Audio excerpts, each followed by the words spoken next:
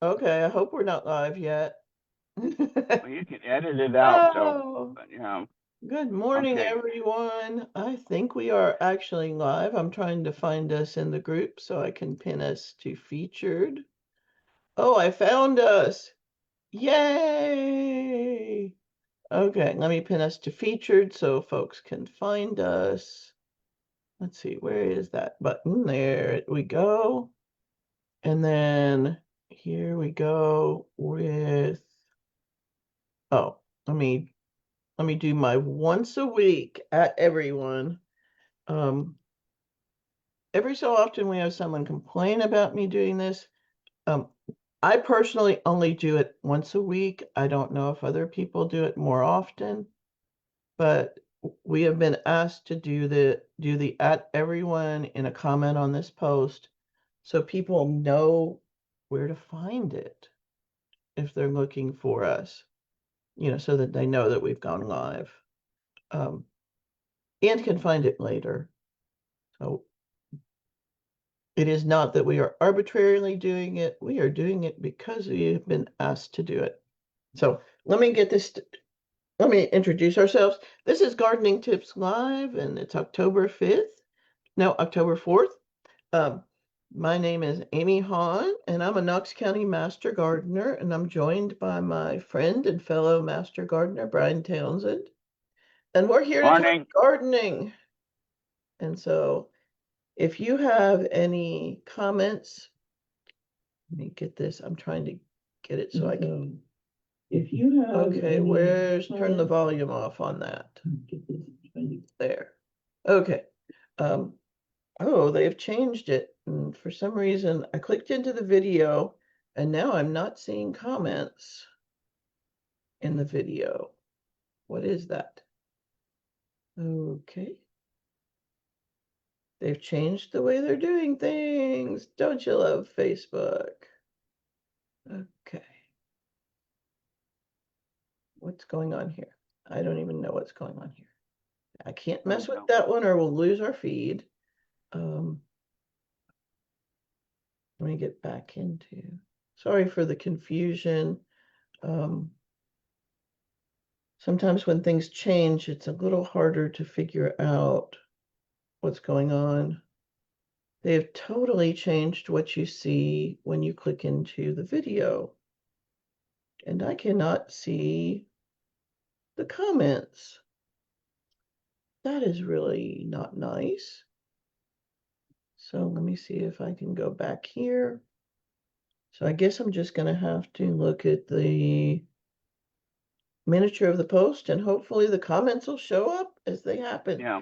Um, Either that and or they're more than welcome to post questions and comments to our Facebook group. yeah. And oh, Brian, we don't have a picture of Brian. So Yeah, it's just showing me. But that's okay. And hopefully Brian can get his camera back going. Um, Sorry for the confusion. We usually have a couple more folks to handle the background stuff on this, but not today. Some days are a little different than others. Let me get another tab going because we usually post references through the show. And so I'm going to be doing that during the show. So it might be a little more chaotic than usual. Sorry for that, but what is it? We try to keep it, ordered and oh hi Chuck. Yeah, I don't know. Brian's having trouble with his phone. He'll be back in a minute. But for some reason my it's not playing. Okay, there's Brian. He is back. And he is sideways, but oh, he's sideways in oh there he is. I was gonna say was sideways in my screen, but not on the Facebook. And then is it Alyssa? Glad you're with us. If you guys have any questions, gardening questions, be sure to put them in the posts. I'll do my best to try to follow it. And so let's see, what was I in the process of doing? Oh, I was working on getting a tab. Oh, not again. Okay, I know what I'm doing. Um, let's see. So, so I will talk to you all. Well, now it's not playing. What's going on? Every time I click away from it, the video that I'm seeing and also the comments stops playing. It looks, yep, it does. So I do not know how to deal with this because that means I can't click away and um, do search for things. Usually we're able to click into the video and we can still see comments. And I'm trying to figure out how to do that. If someone knows how to do that, please let me know because this is very frustrating. Because it used to be when you clicked into a video, you could still see the comments. And now it is not showing me that. And I don't know how to change the view.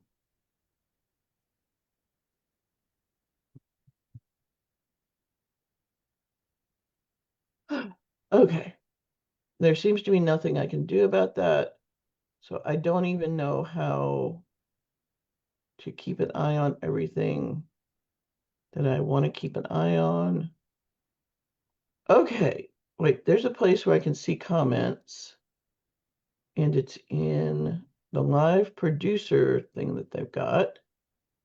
And I can write comments in there. Sorry for the confusion.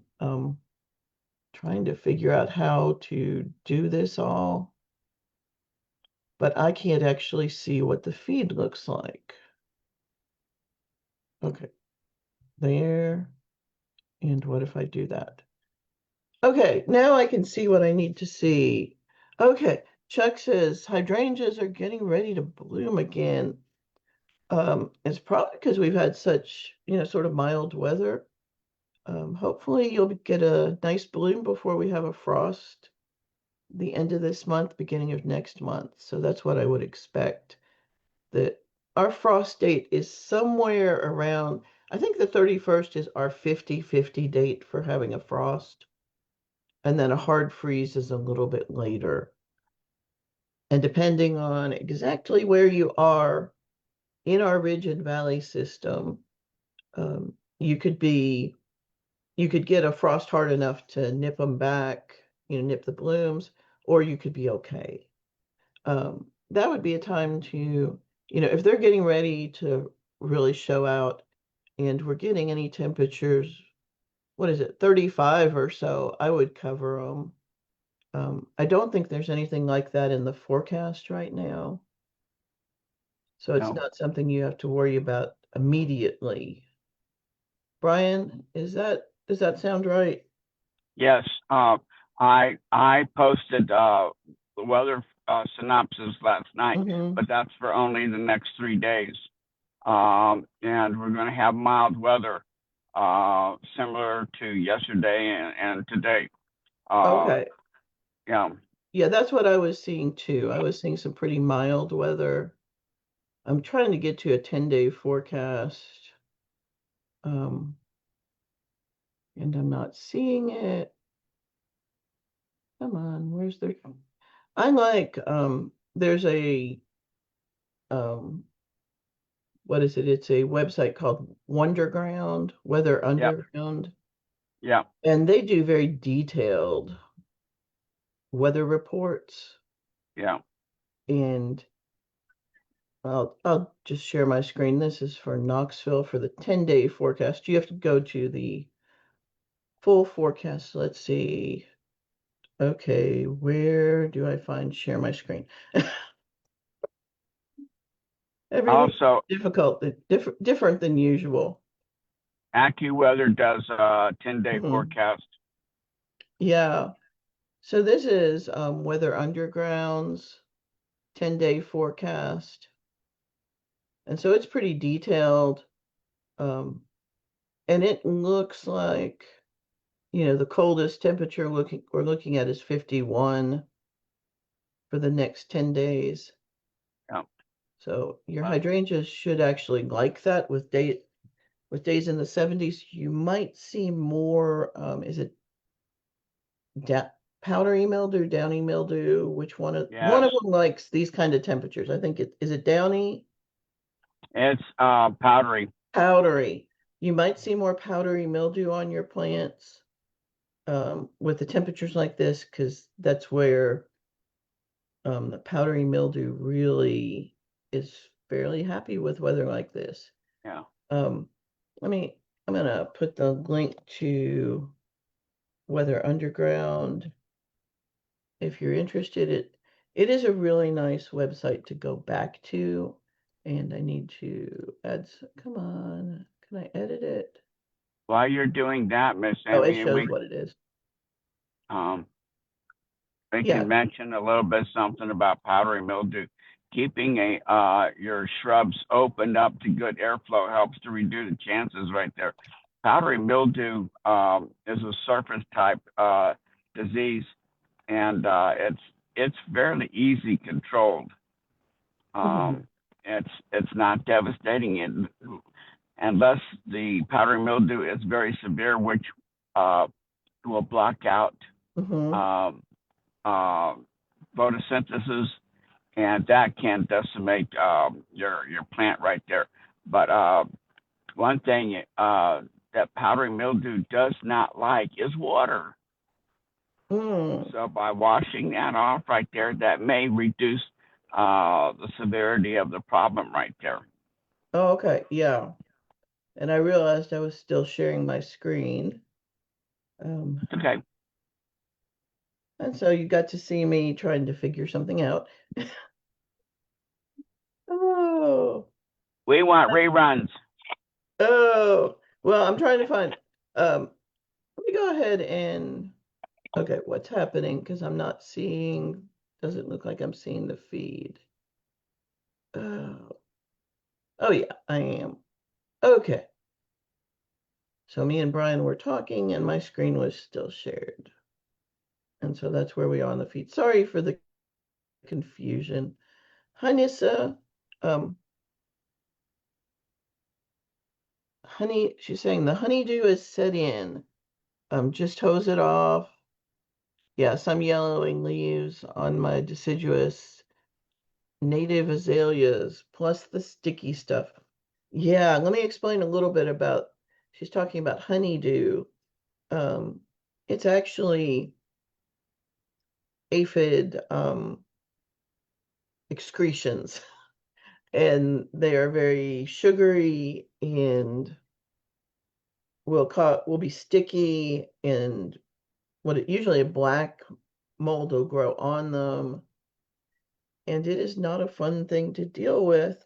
Um, and one thing that's happening right now is I'm trying to type something too. One thing that's happening with that right now is the sap is moving in plants a lot.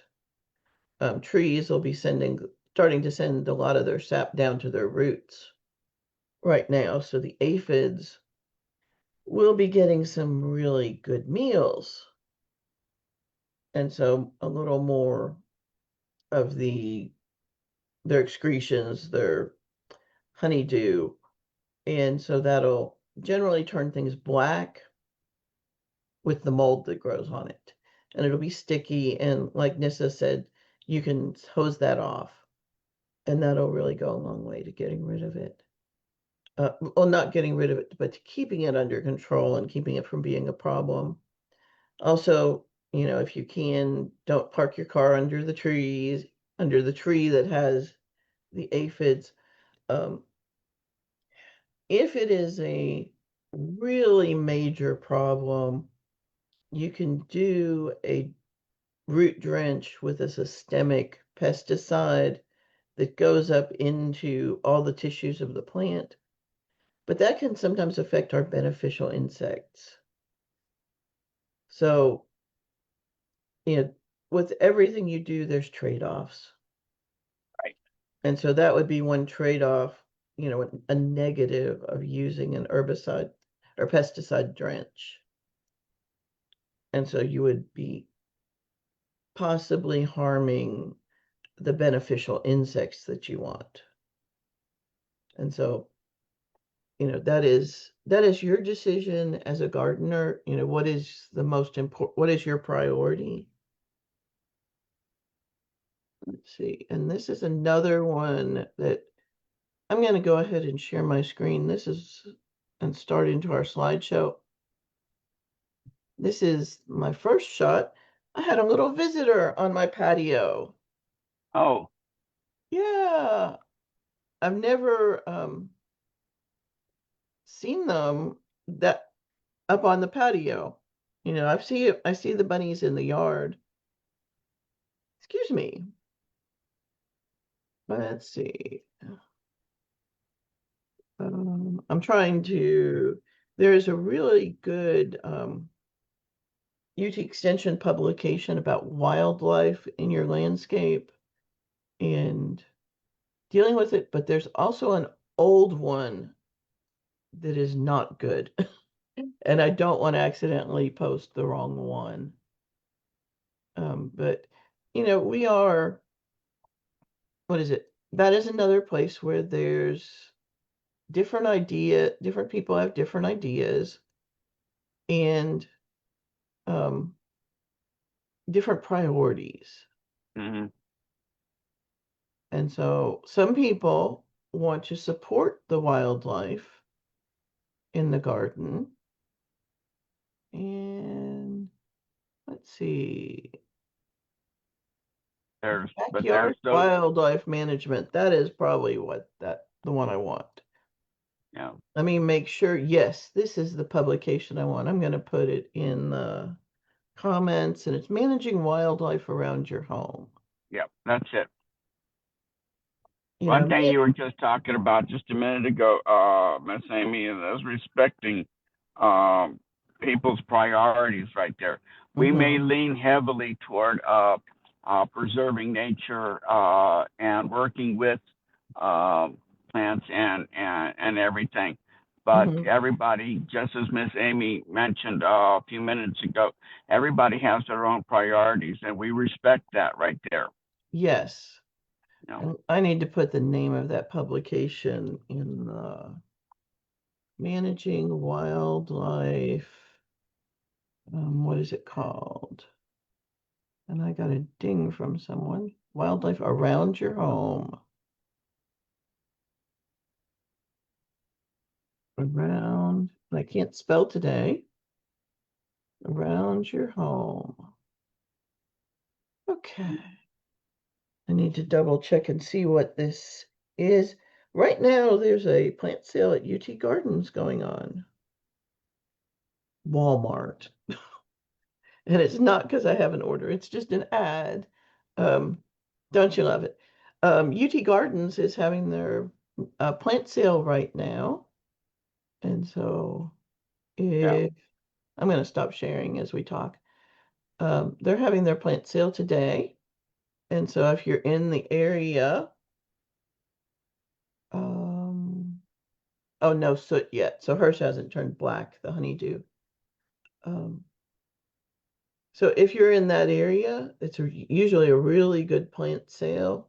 Um, and you can park in that parking lot that's close to it if you know UT. There are always parking issues.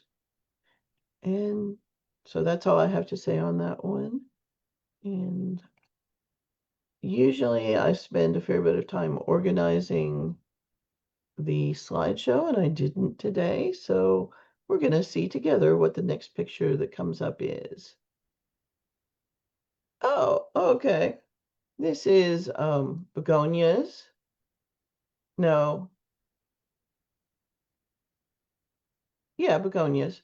And they're just really showing off right now. This is probably an antique variety. Um, one of the folks I work for, who's in her 90s, was given starts of this from her mother. It just is a really hardy variety, and it's just really showing off nicely today. This is another thing that, if you've listened a while, you know, I like to grow plants for making my own herbal teas. And so this is an experiment, and this is roselle, or a kind of hibiscus, roselle hibiscus. And it is a tropical plant, and because it's a tropical, I actually planted it in, I have this one in a pot. I have a couple others that are in actually bigger pots. The only problem is, went the wrong way. It's just now starting to bud. And the part you want for the tea is actually, so these buds will open, it'll have some whitish pink flowers. I'm not even sure exactly what color this variety it'll be. And then when the flowers fade, it's the calyx, the outer part. That's what you use for the tea. And so I'm thinking this one's in a small enough pot. If I need to bring it in, I can. The containers the other ones in are more like this size, and that's more than 20 gallons, probably closer to 40 gallons. And I really don't know if I can bring those in to let them finish. I did some research after I realized this was happening, and I realized they're daylight sensitive. And so they don't even start making their flower buds until the days go under 12 hours. So when we go under 12 hours of daylight, and that was September 21st. So we're not very long past that. Okay. I still have tomatoes coming, which is amazing. A lot of people have torn theirs out. You can see there are some dead plants that I should pull out. And I will do that soon.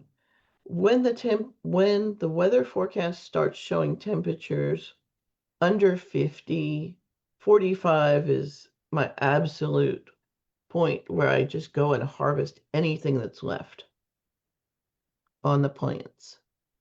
And at that point, most of what's left, I will either use as green tomatoes, or if it's starting to blush, I will let it finish ripening inside. I oftentimes have tomatoes until Thanksgiving at least. That's always nice. Um, One strategy I've thought about, this is from my planting in May. And you can see the bottoms of all these plants have died, and then the tops of a few of them have made it. Another strategy is to plant a whole second run of tomatoes. You know, take your first run out and plant a second run in early July. And then what would happen is I would probably get more fruit, but it would also be more work. So, you know, again, everyone has their own decisions. This is the entrance to my main vegetable garden area, and I planted a, what is it called? Purple hyacinth bean. And so they're just looking lovely right now in full bloom, but it also is trying to block the entrance.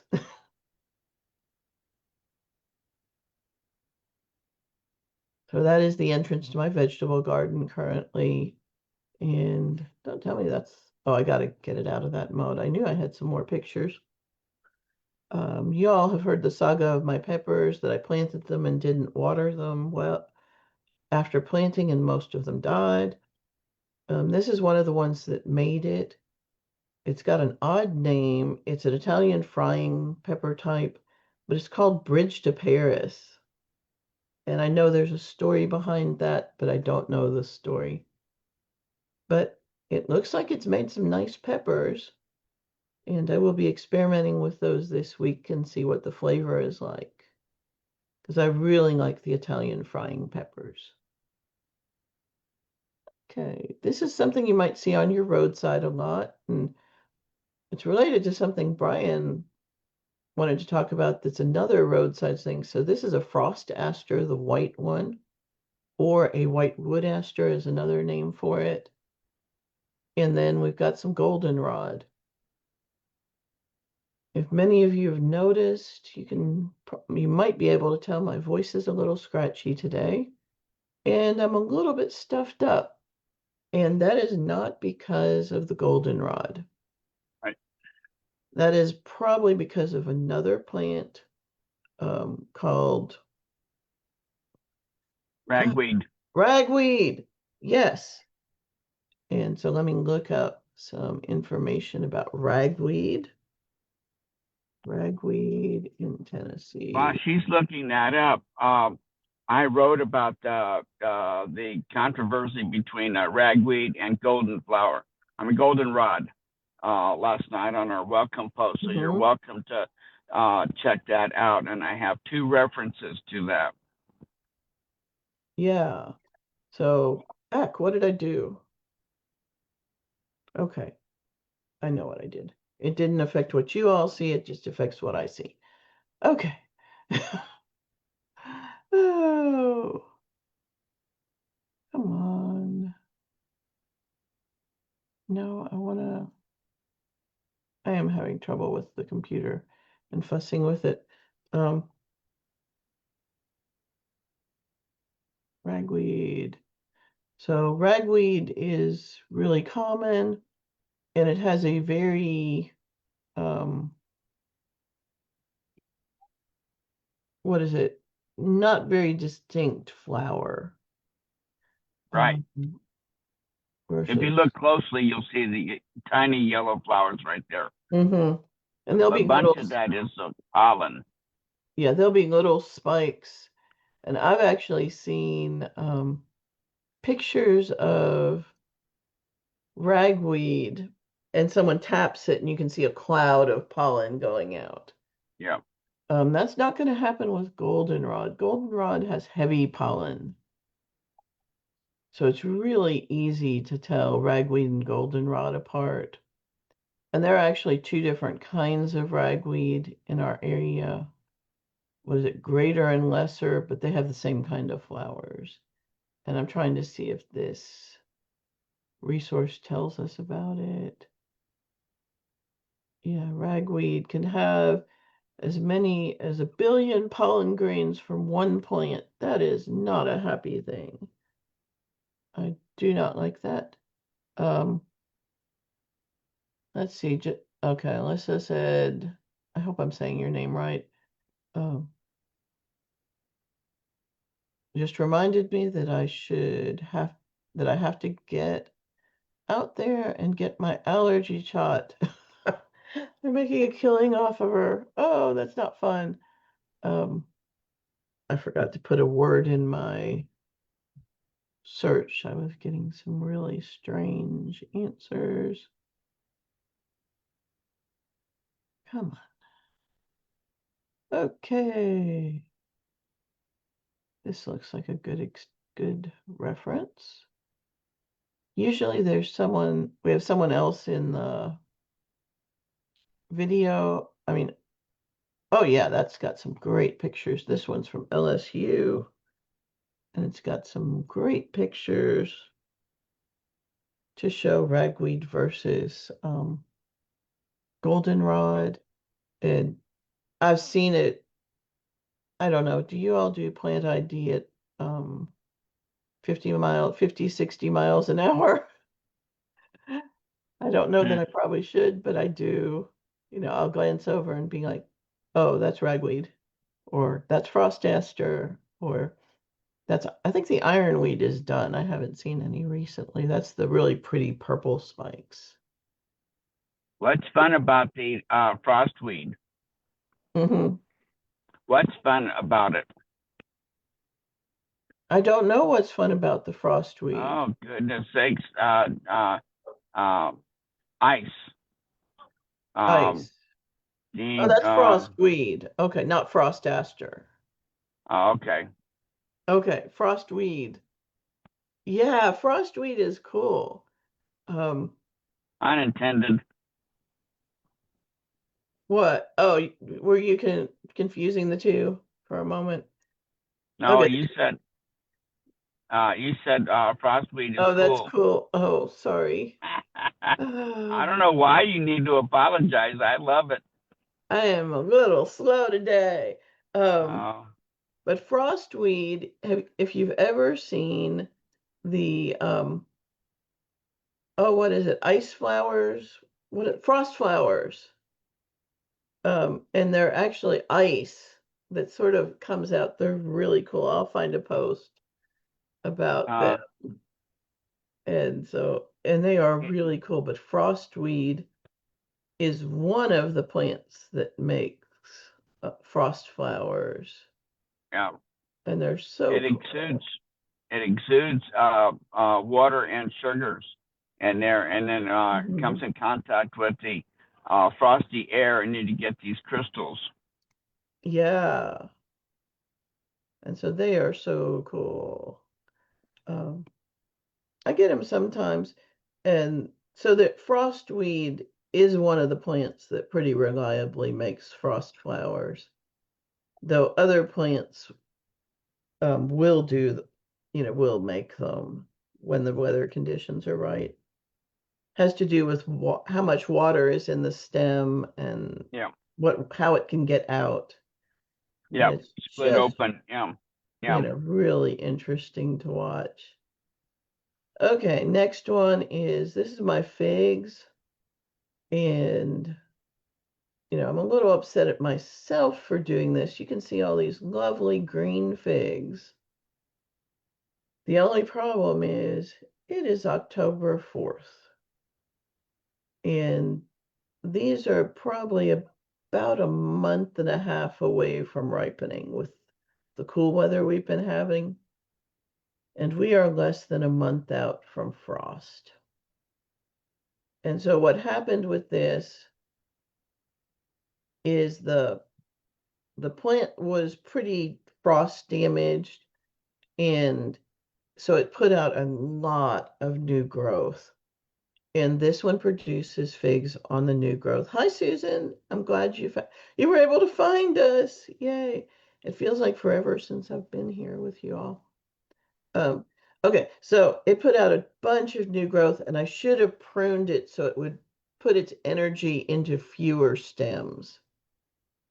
And so it's probably got 30 stalks, and it's trying to make figs on all of them.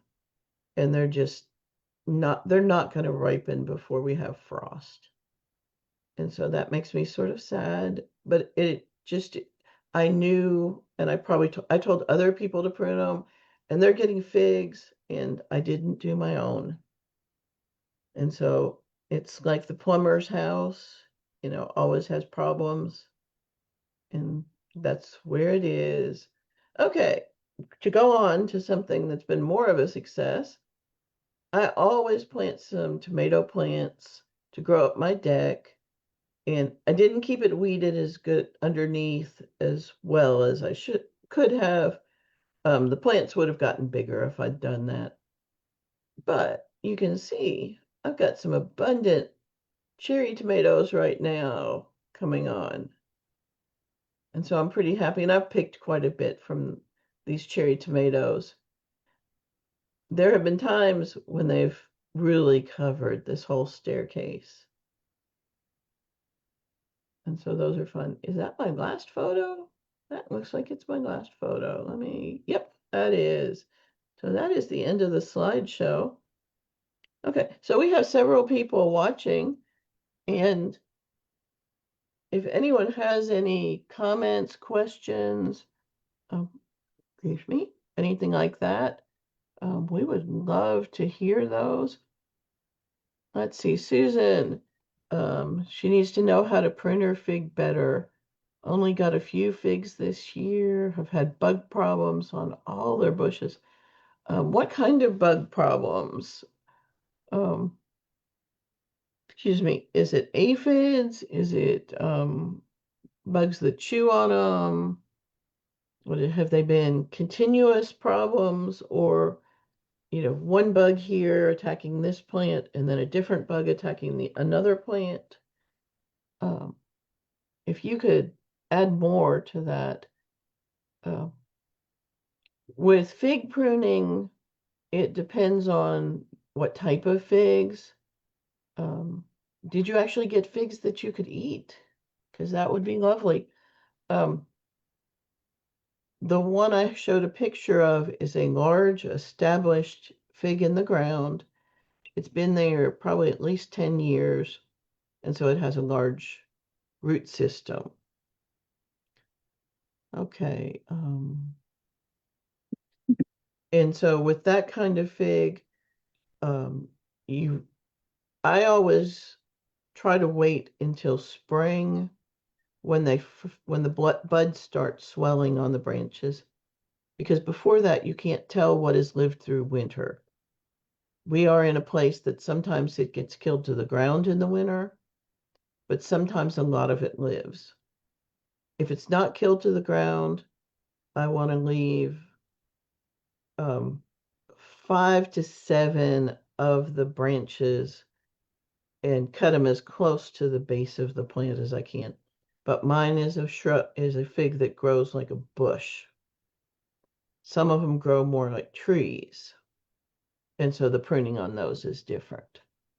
Okay, lace bugs, leaves becoming black. So that's on your hollies, um, or is that on all of your bushes? Because I know we have lace bugs that attack azaleas. And Brian, do we have lace bugs that do a bunch of different plants, or would that be more aphids? More likely to be aphids. Aphids are definitely, um, there's some aphids that are very specific, but there are some generalist aphids. Yeah. Hmm. Okay, so there are lacy, feathery looking things flying around your neighborhood. That's the okay. So you've got a couple different things going on. I think we've talked about your lemon plant quite a bit, lemon tree, and it seems like you're having issues with spider mites. And careful applications of neem oil should help with that. And then um, the things that are flying around the neighborhood are probably they're called hackberry aphids or downy woolly aphids. Well, the aphids and whiteflies are the same thing. Woolly aphids are not white flies, Brian, because the aphids um, are sort of different. The white flies really like it when things are really dry. The woolly aphids are a seasonal. Now, there might be some common name problems, Yeah. because um, I do not want to try AI mode. Oh, because I can see, okay, some people call them woolly white flies. And so there's some confusion. Okay, so you've tried neem oil on your okay. I'm trying to not to get confused here. Um,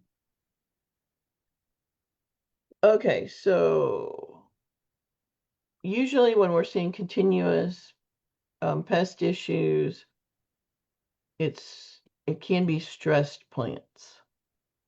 Okay, the white flies are, I mean, the woolly aphids that you're seeing flying around, um, they are aphids and they suck juice out of plants and they drop honeydew. And so that's probably what's turning the leaves of your holly black.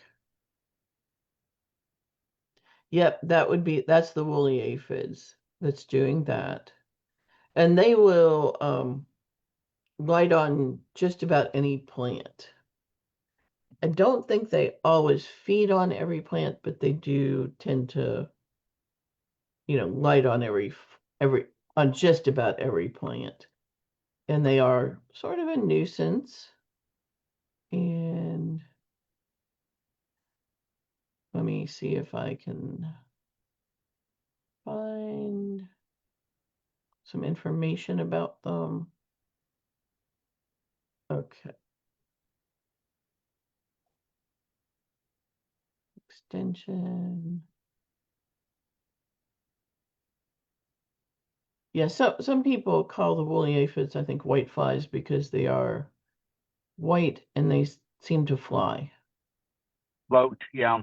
Yeah, but they're more floating. They put out waxy um extrusions. I don't even know how to put that. And they are all over the place this time of year. Yep. Oh, and it does say they cause problems similar to white flies. So they're not exactly the same. And another name for them around here is hackberry aphids. And I'm going to take that off my search. So let me get a post up about the hackberry aphids. Um, those are the ones that look like almost like snow or like down from feathers. And they are just really active around here. And they produce a lot of honeydew and sooty mold, and they're just not a fun one to deal with. Yeah, and they're everywhere right now. Okay, they said they're a psyllid. So here is leaving honeydew on every square inch of your property. Yes, that's what someone's saying. And let's see what the extension professional gave as a recommendation. Okay.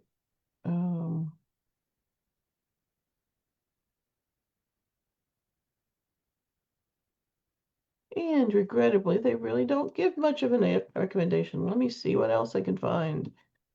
Sometimes it takes a little bit to find a good reference. The first one that you see oftentimes isn't it the best one, and it takes a little bit of looking.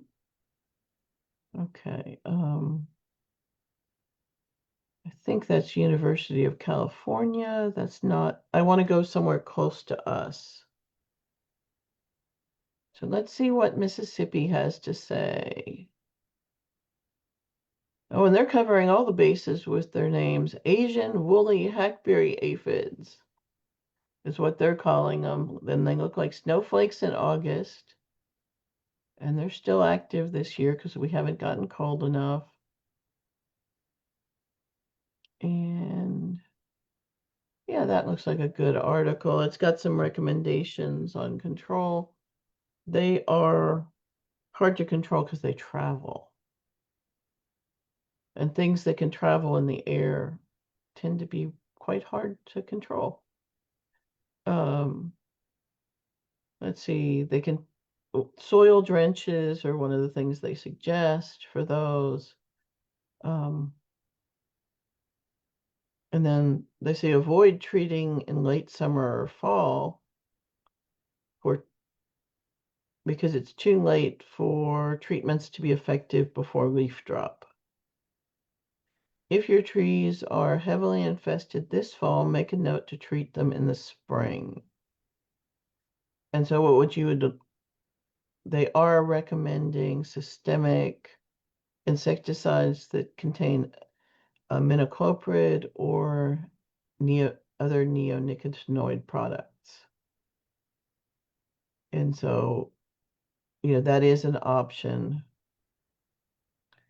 And they are mentioning that the black sooty mold is one of the main things people have problems with. lacewings, Asian lacewings, and lady beetles, and even the imported lady beetles can really help control those. But there are no parasites that control them, which is what controls a lot of our other aphids. I got a parasite.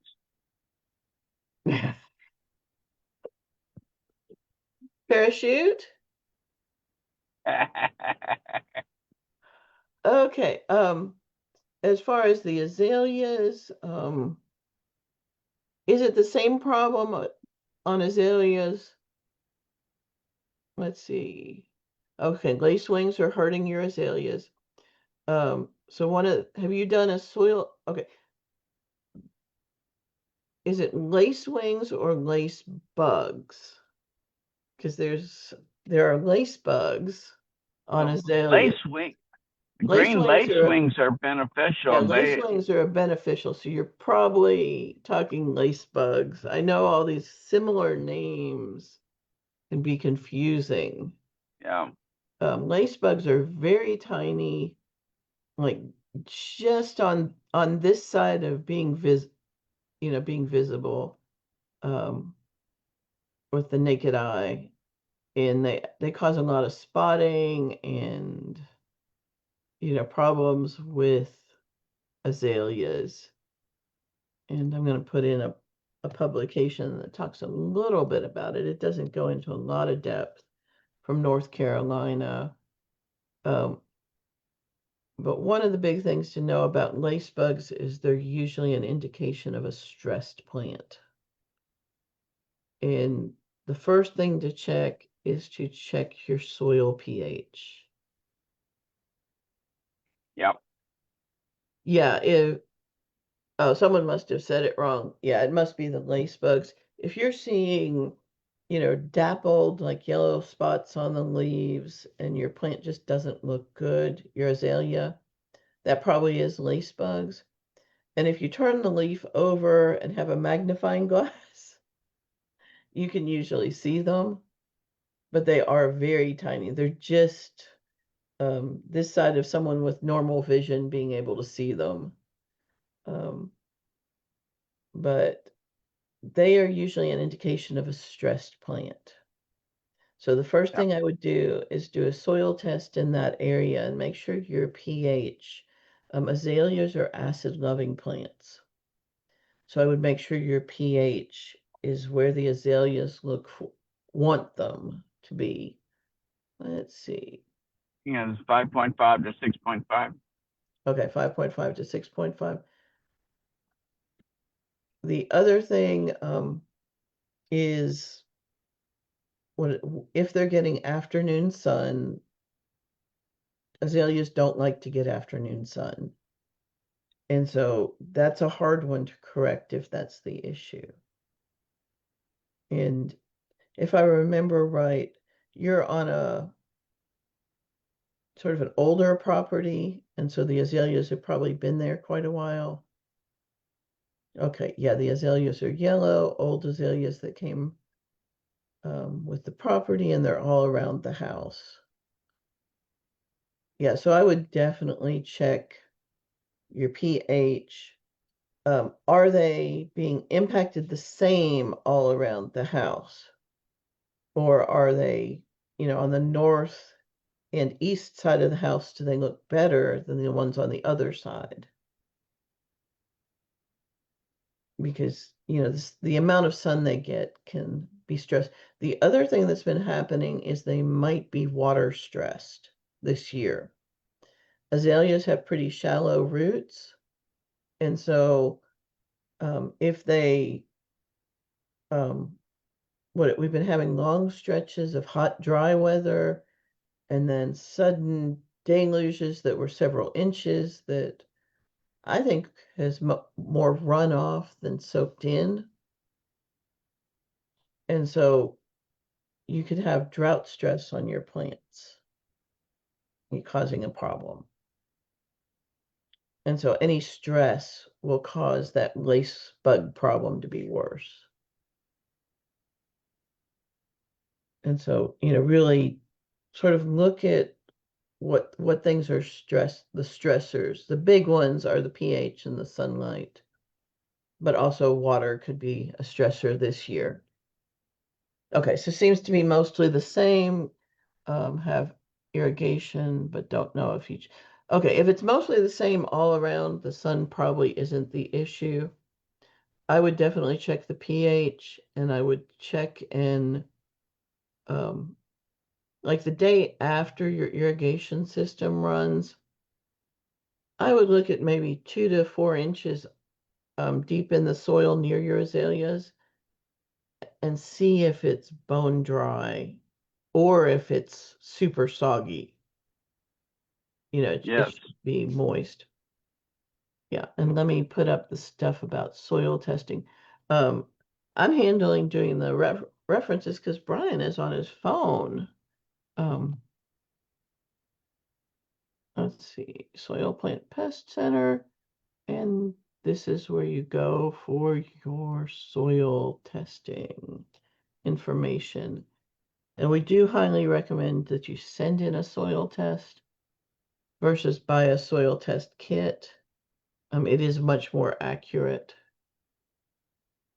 And it gets you information on how to remediate. Right, instructions on what to do. Right. Yeah, let's see. Yeah, you go down to where it says soil testing options, and then you can go from there on that website. What other things have we been having questions about? Oh, one thing I want to remind everyone is I'm noticing leaves are starting to drop from trees. And so this is a time, if you don't already have a composting system set up or are thinking about composting, this is a good time to start looking for bagged leaves in your neighborhood because those leaves can be a real foundation of your composting system. I know it's a definite foundation in mine. It gives me the brown materials I need for composting free. And so Mm-hmm. that's really nice to have available. Let's see. So what is happening here? I'm trying to figure out if hopefully I'm not missing any of the comments people are making. No. Um, um, Paula, like, Among some of the video. things that the Miss Amy has been talking about here, we're trying to differentiate between soil-borne issues or insect pests or anything else like this, right? Anytime a plant is stressed, whether it's too much water, too little water, hasn't been fed, depending on the species, uh, these make our plants more susceptible to uh, insect pest damage.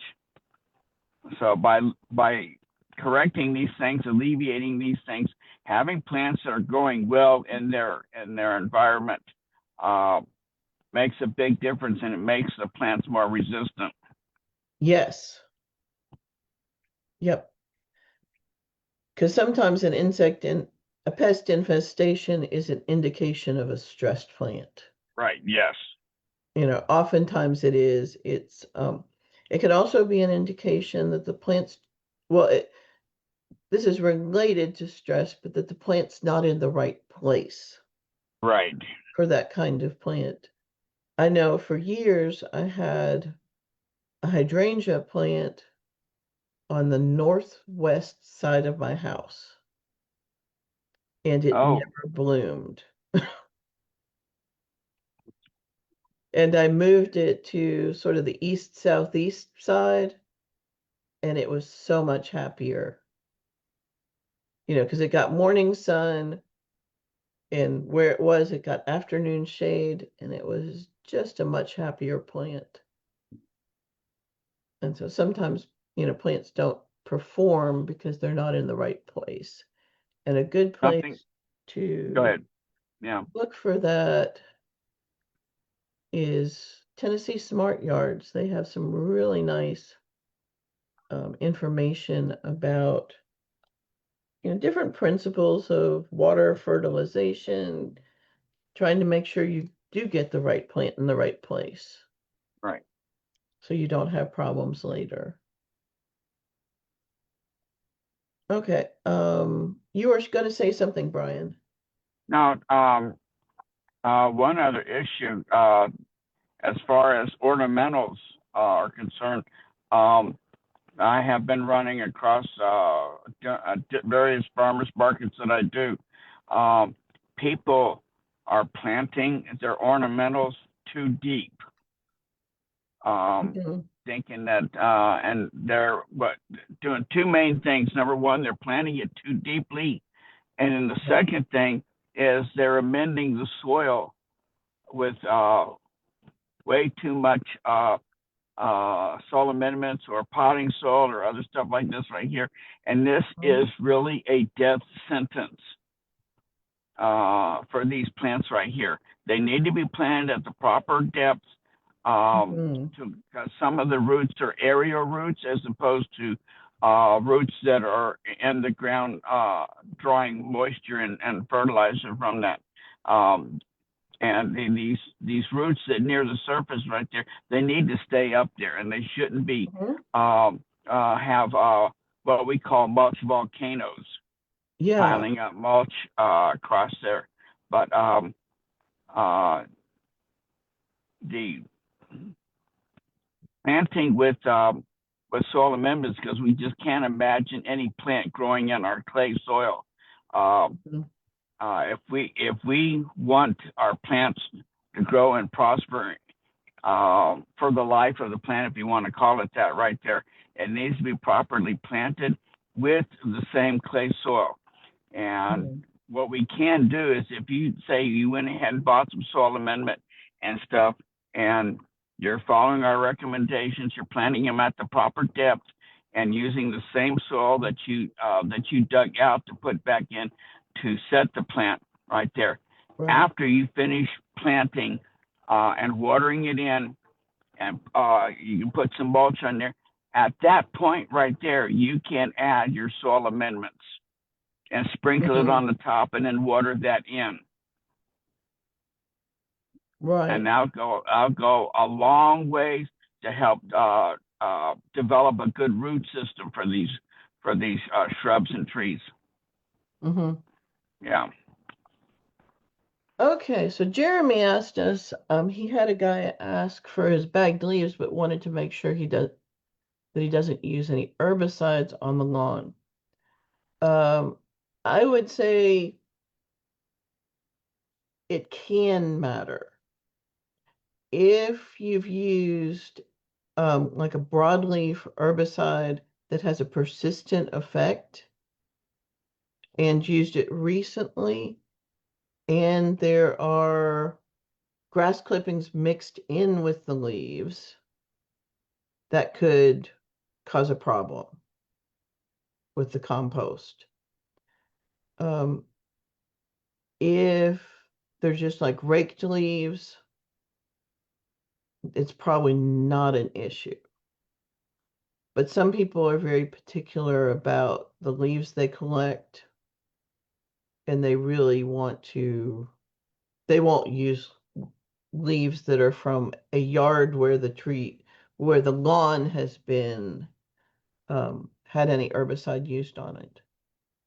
So different people who compost have different levels of what they find acceptable. Yeah. Um, I wouldn't lie to the guy, if you did, because, you know, what is it? Worst comes to worst, he just leaves your bagged leaves. I would take them, honestly. Though I am sort of wary when there are grass clippings mixed in with the leaves, because a lot of people collect their leaves with their lawnmower. Right. And so I personally would be wary of those, but I'm generally not really concerned about leaves that look like they're raked up.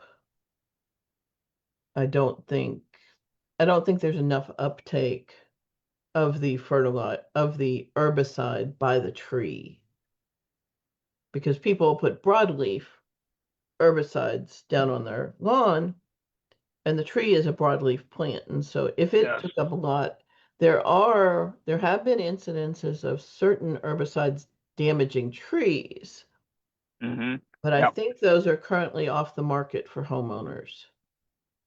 I don't remember what it is, what it was that was causing the problems. But it was one, and I'm not even sure it was sold in Tennessee to homeowners. There are things that are sold to um, pesticide professionals that are not sold to homeowners because they need more care and application. Um, so some people are very particular about what leaves they take, and others are not as particular. So, Jeremy, I hope that answered your question. Um, there's not a single, this is the way answer. I would say the grass clippings right there, if it's in question, I would scatter it back on the lawn and then Yeah. double mow it or use a mulching mower to chop up the leaves and the Hmm. finer particles and then put them back in the soil. Yeah. If you have the time and energy to do that, Right. that is best because that would be adding extra organic matter to your lawn, which is a good thing. Yes. Yeah. But they do have to be chopped really fine so they will sink in between the blades of grass. You don't Yes. want piles of leaves covering your lawn because that will damage it. Let's see. So you can, what is it, blow or rake them under the trees, because they are important. Leaves are where many of our beneficial insects overwinter. Yes. Our lightning bugs, a lot of the beneficial beetles, and a lot of the, what is it, moths and butterflies. They overwinter in the leaves. Yep. And so it is good to leave some of them. But I do understand, you really can't leave them piled on a lawn. And there's some HOAs that turn their nose up to Hmm. conserving materials like this, even though it's beneficial. Some groups just think it looks tacky or whatever. I don't know what the rules are. Yeah, some HOAs are very particular. Yep. Let's see. I'm looking up guidelines for leaving the leaves. There's a couple different places. Oh, here's National Wildlife Foundation. That looks like a really nice one. But as someone who composts, um, I am pretty particular about, I don't want, if I'm picking up bags of leaves, I don't want grass clippings mixed with them. Yeah. And, but some people are more particular than I am on that. Let's see, here's a nice one that talks about, tips on leaves. And I would love it if people put their leaves in clear bags so you could tell what they were. But I know the clear bags aren't super available around here. Yep. The other thing I find, I have some bags of leaves that I collected last year. And those black trash bags break down and you go to pick them up and they shred. And so that's not always fun. Well, I just looked at the clock and I realized it is 10:05 and it is time to say goodbye to you all. So thank you all for joining us and loved all having all the questions. And if we didn't um, answer or if you have additional questions, be sure to put them in the gardening tips, Knoxville area gardening tips group. Ask them there. And Yep. let's see, I got to figure out how to stop this. Um, Happy gardening, everyone, and have a great day. Bye, y'all.